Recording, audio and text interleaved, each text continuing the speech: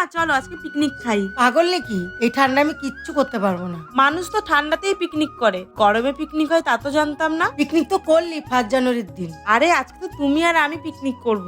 Picnic খাবি আগে বলতিস, সকালে মাংস আনতাম। এই কানা রাত্রে কোথায় কি পাবো? তা আমি জানি না, আজকে আমি পিকনিক করব ব্যাস। তাহলে দৌড়িয়ে যা দোকান থেকে সোনামুখী মুগের ডাল নিয়ে আয় আর গোবিন্দভোগের চাল নিয়ে আয়। খিচুড়ি করবা মা? হ্যাঁ, আচ্ছা তাই হোক, সাথে গরম গরম বেগুনি হলে জমে যাবে। ঘরে যা সবজি ছিল গোল গোল করে কেটে ভেজে নিয়েছি। এবার গরম তেলে 4টে শুকনো লঙ্কা, তেজপাতা, গোটা জিরে ফোড়নে দিয়ে আদা বাটা দিয়ে দেবো। আদাটা ভাজা হয়ে গেলে একে একে মুগের ডাল চাল দিয়ে দেবো পরিমাণ মতো নুন, হলুদ, কাঁচা লঙ্কা বাটা সব দেবো আর নাড়তে থাকবো, নয়তো পোড়া লেগে যাবে। এবারে কি করবা মা? এবার দেবো পরিমাণ মতন জল, যতটা চাল ডাল তার 3 ডবল জল দিয়েছি। চাল ডাল ফুটে গেছে, এবারে ভেজে রাখা আলু, মটরশুঁটি, টমেটো দিয়ে ঢাকা দিয়ে রাখবো। একদম শেষে ভেজে রাখা ফুলকপি, সামান্য একটু চিনি আর ঘি দিয়ে নামালেই তৈরি হয়ে গেল শীতের সবজি দিয়ে খিচুড়ি। নিয়ে এবারে খেয়ে দেখ কেমন হয়েছে।